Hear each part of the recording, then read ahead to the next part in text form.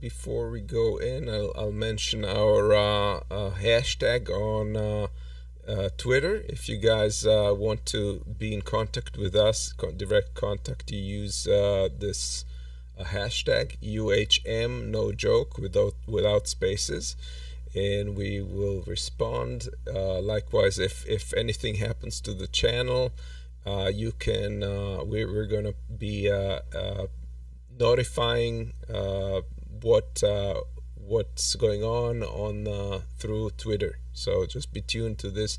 Write it down somewhere, or just if you remember, that's great.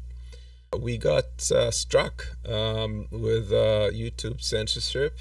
I don't know, about 60 of you watched a live discussion with Professor Yair Argon, who's an immunologist and a professor at the University of Pennsylvania.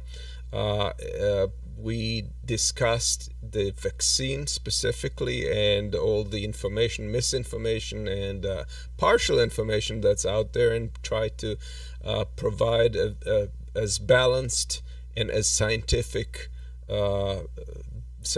based approach to the information out there, because we feel that there's a lot of lack of it and misunderstanding, and people fearing things, not taking vaccine because they fear things that are not necessarily that shouldn't have stopped them from taking the vaccine, but and at the same time acknowledging the things that we still don't know about the vaccine. So that got hit. I got and I'll interrupt you there, Amos, just to say that I watched it last night, and it's very good, and it has been taken down from YouTube. And I just wanted to interrupt you to say that it is still available on Odyssey, which is where I grabbed it. I actually grabbed it, downloaded it myself, and put it up on my own website. And I'm not pushing my website on the show today. That's not the thing. But we're able to put the tape up there so that people can see it. And I'll now give it back to you. I just wanted to throw that in there. Yeah, so basically I received a note that our channel has been warned, since it's the first time they're not taking our channel down entirely, but they struck the content, and the reason they gave for it was medical misinformation. Now, there was nothing misinforming in the whole show, as far as you could probably imagine. We're not trying to spread rumors, spread fear, or anything like that. And anything that we've said was with the doctor's, his understanding and his knowledge of the issues. He's a respected doctor, probably not a progressive, but liberal. And it's really, to me, it's ironic and in a way comical that they censored that particular show, because it is out there to dispel all kinds of populist misinformation that's being politically propagated. So I wrote a little bit of rebuttal here. I sent them an appeal. There's an automatic way you can't talk to anybody in person.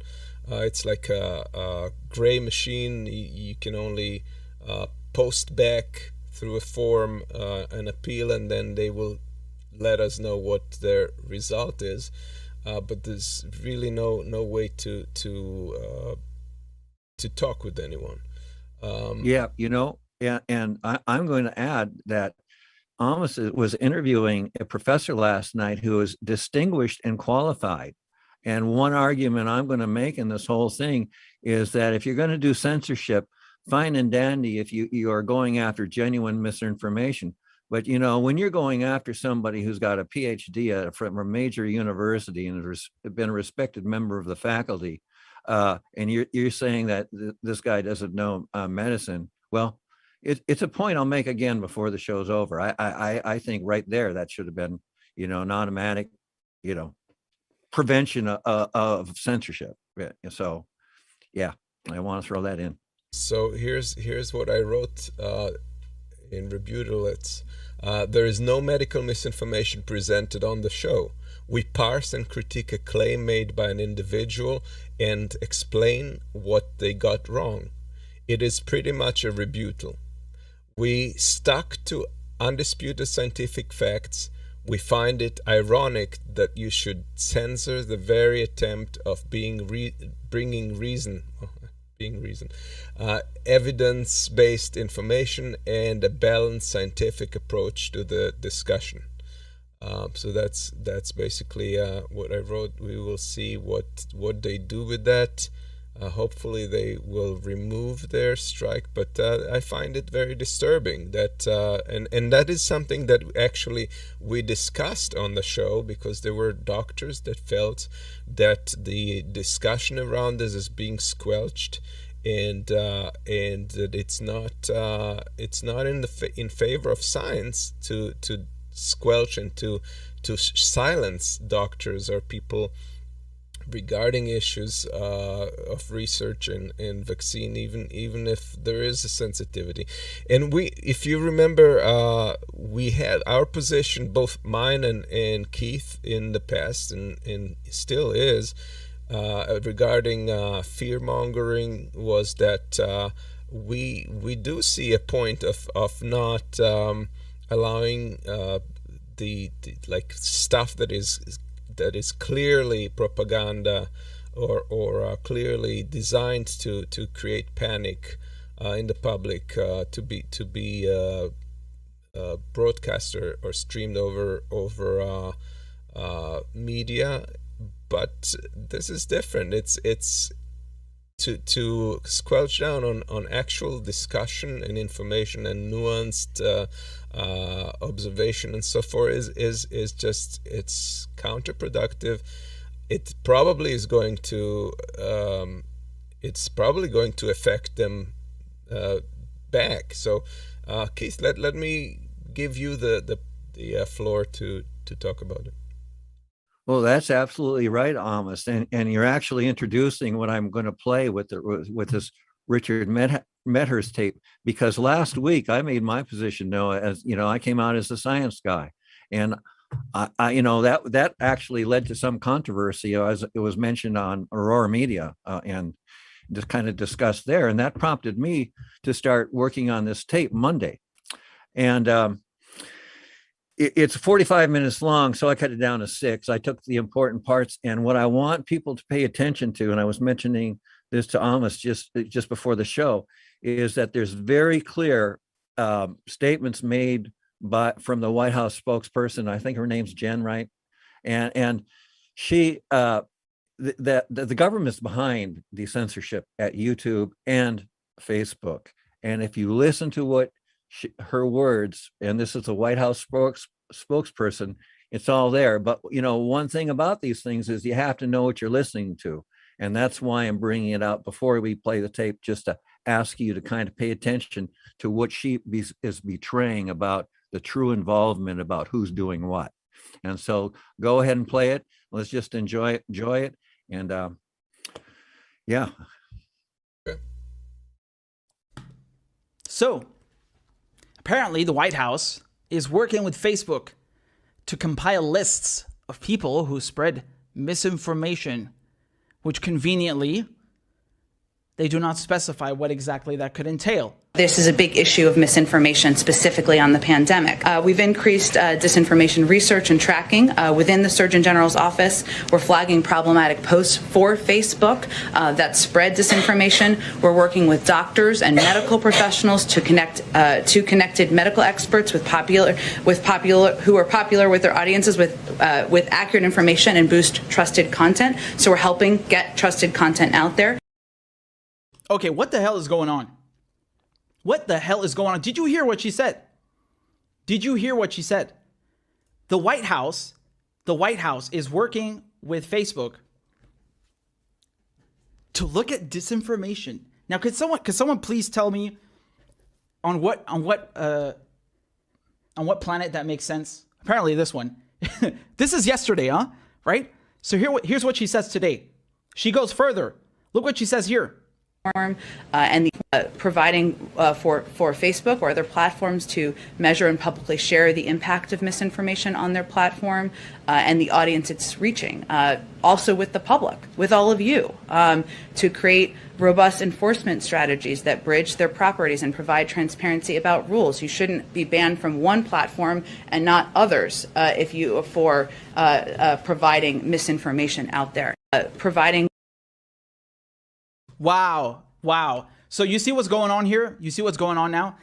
They're saying if you say something they don't like, right? Because I know YouTube has a problem with it. You heard what they have grievances with. I'm not going to say it because of the algorithm. Look at where we're at.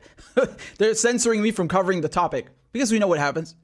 I would love to see your reaction if Joe fucking Biden came and took down your work from the internet. I'd love to see your reaction.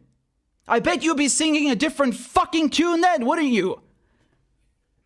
We all know what happens once the state gets sweeping powers. Who do they go for? Who are the first people they go for? The leftists. Look at history. They always go for the left. And how are they getting away with this? Oh, look, this guy's posting medical disinformation. Yeah, okay. What about when they said that, Press TV's website's going to be seized? Was that medical information? You saw what they do with Press TV? They banned Press TV on Facebook. They banned Press TV on Google. They banned Press TV on YouTube. They banned Press TV on its own website. The Biden administration came and seized their own. So where does this end? It's not just about medical crap. It's already been political. It's already been political. Do you understand? Dude, I swear to God, sometimes I type presstv.com and I forget that they seized the website. I'm looking for something with my show and I forget they seized the website. This is blue MAGA. This is you remember how they were saying, oh, you got to vote for Biden because democracy is on the ballot. As you know, we're in a regular touch with a range of media outlets. Let me finish. As we are in regular touch with social media platforms. This is publicly open information, people sharing information online, just as you are all reporting information on your news stations. Okay, so these 12 people who you have on a list, 12 individuals, do they know that somebody at the Surgeon General's office is going through their profile? I'm happy to get you the citation of where that comes from. There's no secret list. I will tell you that these are people who are sharing information on public platforms on Facebook, information that is traveling, is inaccurate. Our biggest concern here, and I frankly think it should be your biggest concern, is the number of people who are dying around the country because they're getting misinformation that is leading them to not take a vaccine. Young people, old people, kids, children, this is all a lot of them are being impacted by misinformation. The big concern, though, I think, for a lot of people on Facebook is that now this is Big Brother watching you. They're more concerned about that than people dying across the country because of a pandemic where misinformation is traveling on social media platforms. That feels unlikely to me. If you have the data to back that up, I'm happy to discuss it. About things that are on Facebook, I looked this morning. Yeah, that's it. Interesting. I haven't seen that. It's interesting to watch. So there's a wider debate. There's a wider discussion there if we want to get a little bit into the depth of it, and that is that up to now, the whole idea of freedom of speech in the social media or in media platforms has been kind of pushed back against because people were saying First Amendment. Well, it's not a First Amendment if the government is not the one that's squelching the information. It is only First Amendment only covers the government. So if it's a private company, they still can legally ban information, censor. With that said, if now the government all of a sudden takes a role in participating in this and providing lists of who should be censored, who shouldn't be censored, and so forth, it becomes potentially a First Amendment question. And it's a slippery slope, in my opinion, because, you may have some extremist people that you're first, there's 12 people, I don't know who they are, but if you start dealing with them, maybe those are fear mongers, but the point is that it's slippery slope. The government should not have any role whatsoever in determining who is censored and who is not, to the point of dictating it to multiple platforms. That's the other part of it, because you're not talking That's about pretty scary. one. Yes, because you're talking about the blanket censorship of an individual. Nobody can hear from them because they seize their site. They blocked them on YouTube. They blocked them on social media. They closed all the potential venues for that individual to express their opinions, and so that becomes more of an issue than just an individual platform demonetizing or censoring or whatever. So it is a very problematic thing, and now that we've been hit ourselves, we can see how broad and ridiculous the censorship criteria can be, because if they can block us for medical misinformation, and we're the ones trying to provide clarity in the area, then you can imagine where this goes. And that is just, I think that like you, Keith, told me, I think that this kind of existed previously in terms of censorships and it very much existed. It's been going on for years. But now that none of this is news to me at all. All that's happened is COVID's come along and it's put it in everybody's face. And I'll be discussing that very soon. The next slide that we show will introduce what I'm going to introduce, sort of. And the website we've actually put the show on, I started because I was being censored, and this was 10 years ago. And that's not the subject of the show today. I'm not going to get into it, but I will just say that my history, being deeply involved in concerns for the environment, one angle of that is resource depletion, and I got very interested in what we are going to do when we run out of oil. And I was among a group that basically was harassed very strongly. And then that's another story. I don't want to start it, but it's important because the importance is I started my own website that's independent. I pay for it myself. It doesn't cost a lot of money. I rent server space. I write all the software that posts everything up there, which is, the web's improved, so a guy can do that on his own now, without too much trouble. The point is, it's not on Blogspot. It's not on YouTube. Nobody owns it. So if I am censored, it's coming directly from Uncle Sam. And have things happened? Yes, as recently as last November. Not anything serious, but I was posting a few things here and there that I know attracted some attention, and I was sent a message. And so what happened there was some links on my website were changed so they would go somewhere else, and where they went told me exactly who did it. So there was no issue about any strip, but that's getting into my personal problems, and that's not the subject of the show. So we're going to go to the next slide. Which slide? This one? Like I say, Amos called me and told me what happened yesterday, prompted me to watch the show, and I wrote. I try to write something every week, so I had already written an article Friday, and after watching the tape, I wrote another one, and I'm going to read it in its entirety. It's only 700 words or so, and I titled it "Amos Got Soaked" because the article I wrote earlier in the day was "A Little Rain Must Fall," referring to the 17 inches of rain that fell in Tennessee. Because we're not covering the environment today. There's too much in the show to even touch on the continuing train wreck of ongoing disasters caused by the elevated temperatures, causing more water to be taken up, in evaporation, and then dumped all at once somewhere where it doesn't do any good but cause huge damage.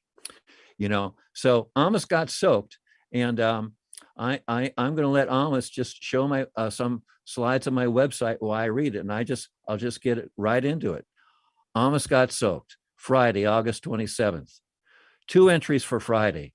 I was going to pick up a car I was having repaired today when beginning getting text messages from Amos. He was upset. The first time you get censored is very upsetting. I remember. I have had my website for a long time. I know about censorship. That is why I'm not on Blogspot or anything else. I rent server space for this website by myself. There is no middleman. I know where the buck stops this way. The dead bones of a Blogspot might direct you here. I can't remember. After a decade of censorship, I'm used to it. Like a fish, I don't think about the water every day. But the first time censorship happens, it is an assault.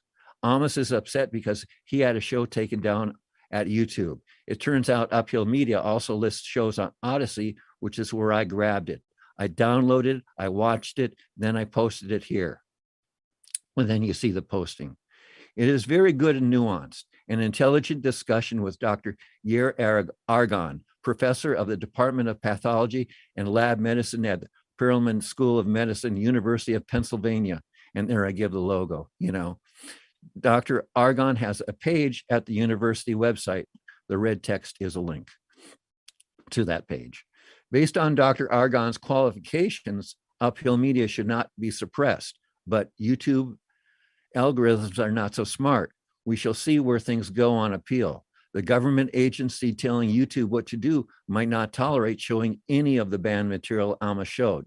Amos showed it so it could be talked about, but a zero tolerance government policy may not care. I understand people are getting upset over censorship. I am not. I know what's going on. It is nothing new, and I adjusted to it a decade ago. That is when I found out dissident voices are being suppressed as collateral damage in the war on terror. In general, America is only beginning to know the score. Nobody cared before COVID came along and put it in everybody's face. Dissident voices have been suppressed for a long time. Nobody cared.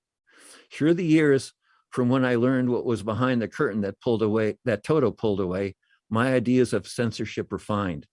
The irony now is I do not disapprove of the suppression of demonstrable pseudoscience and deliberate misinformation.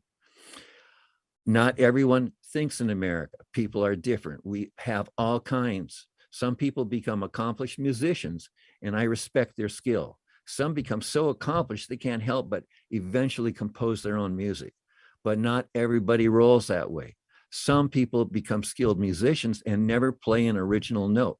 Everything these musicians play is written by others. They are disposed to copy. Their skill deserves respect. Not all of us copy well.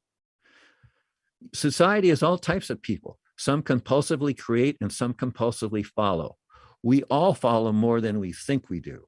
In the name of public good, suppressing COVID misinformation is not a bad thing if it saves lives. Screaming fire in a crowded theater, for those who remember theaters, is comparable. We are in a public health emergency. Now policy should be decided by responsible people.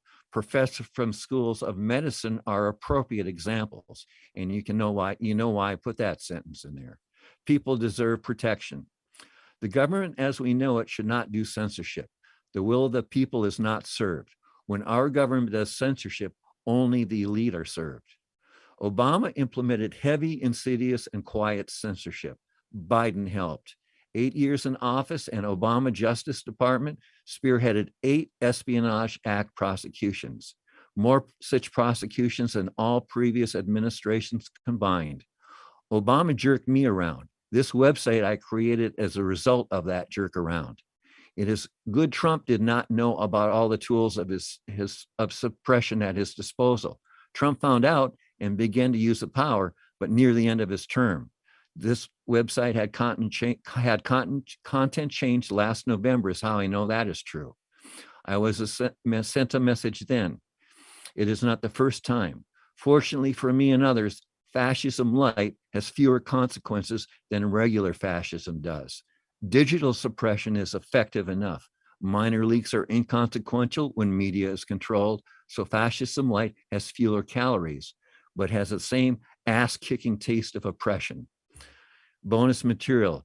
In Amos's YouTube suppressed video, he plays a tape of Dr. Robert Malone discussing bioethics, and then I put the tape. I downloaded the podcast and put that here so you can listen to that as well as watching the the repressed show, which is obviously earlier in the on the webpage. And so that's it. And back to Amos here at Uphill Media. I can say that because I was looking at my own webpage. Yes.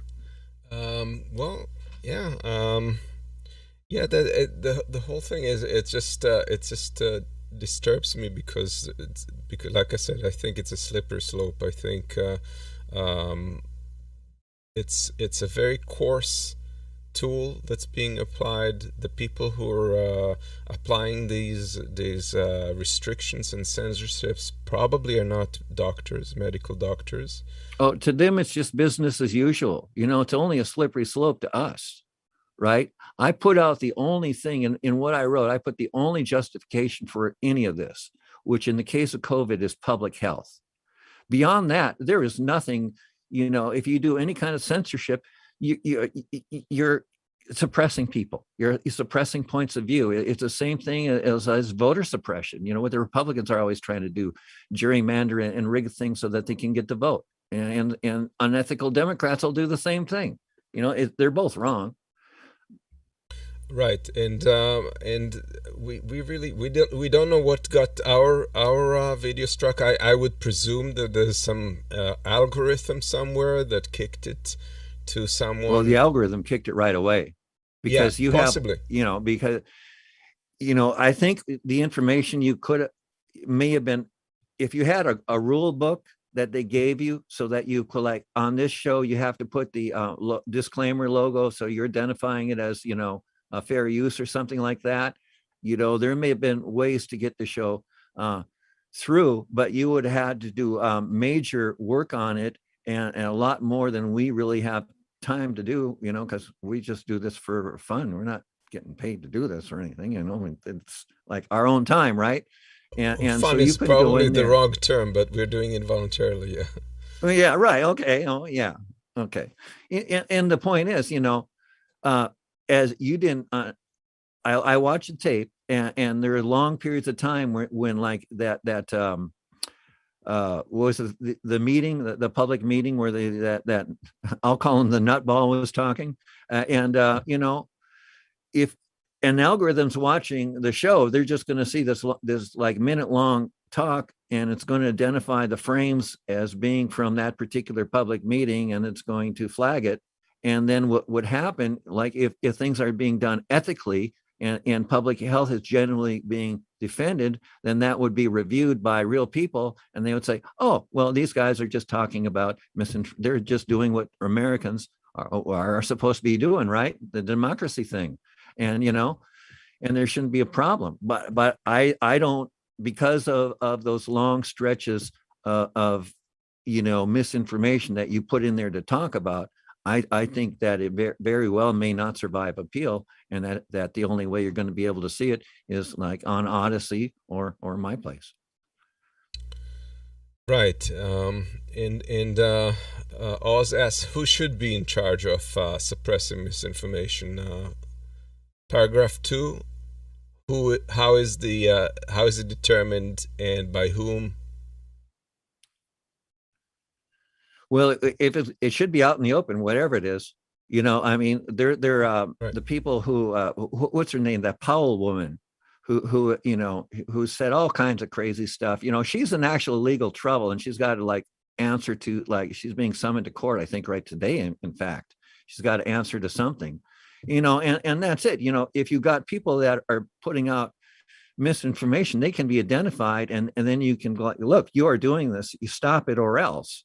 But that's not the same thing as suppressing discussion, which is going on, which happened yesterday, when YouTube took down your show.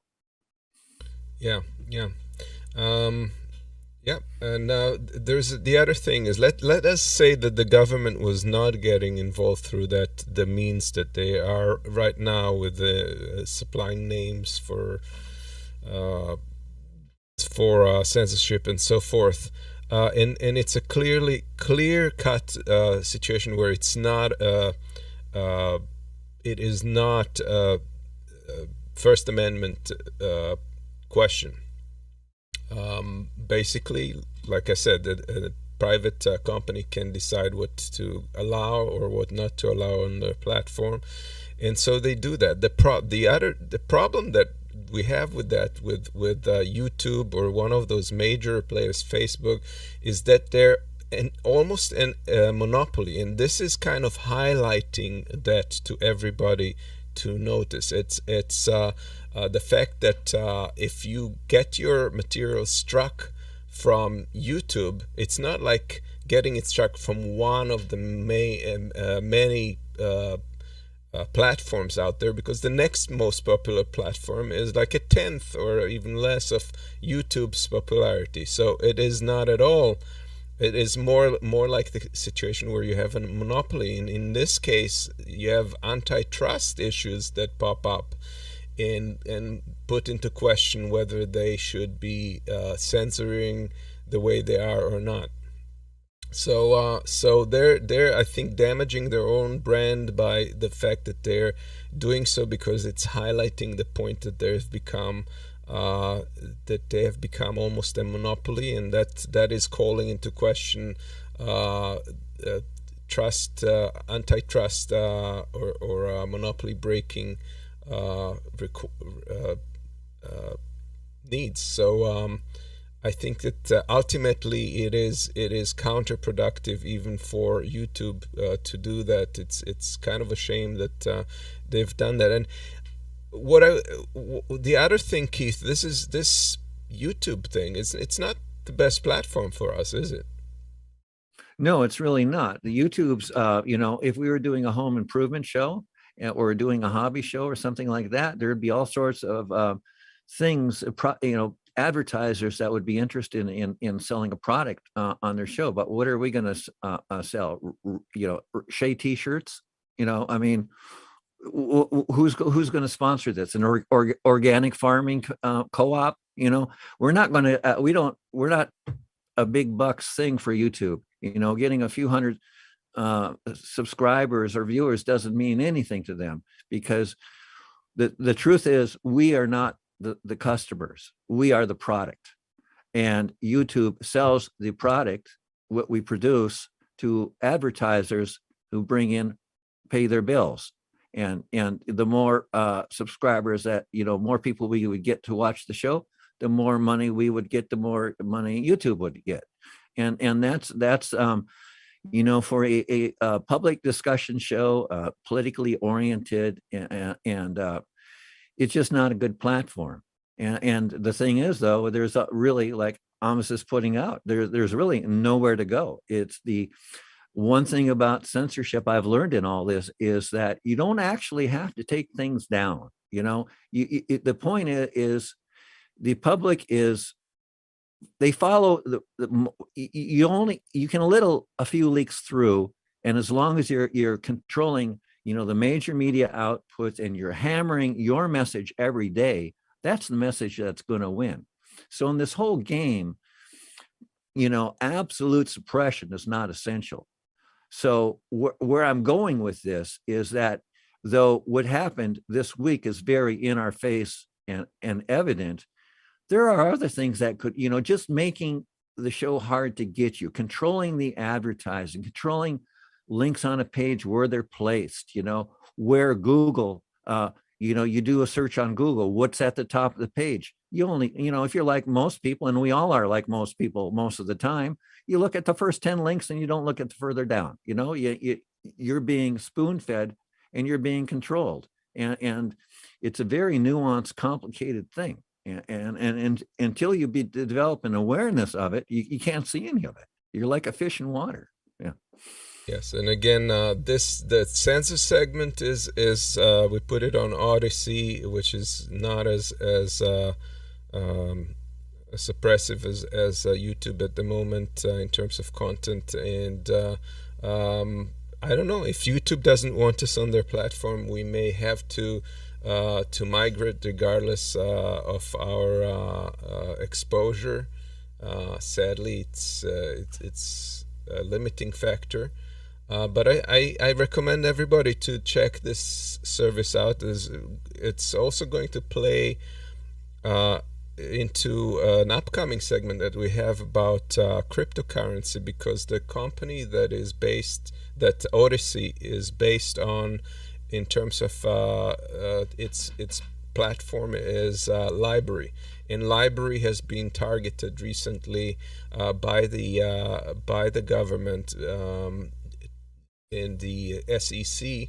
They're trying to shut them down based on claims that their platform, their crypto platform, is in fact like a stock trade situation where they don't have a license to stock trade. And so this whole thing is yet another debate, but we will save that for our next week's show on cryptocurrency, probably Wednesday, and just keep tuned to that. But nevertheless, just check Odyssey. There's a lot of other content there. We've looked into Rockfin. We don't particularly like Rockfin because that is, on the other hand, like a tool for profit, for revenue generation. You basically have to bring subscribers that pay a premium subscription fee to Rockfin in order to get ahead in terms of the exposure there, and to get some kickback revenue. That's really not our model, and so we're more looking for other options. If you guys have any ideas, definitely let us know on Twitter. And again, if we have any information, if anything happens to this channel, suddenly this is where we're going to place any information. So share that along.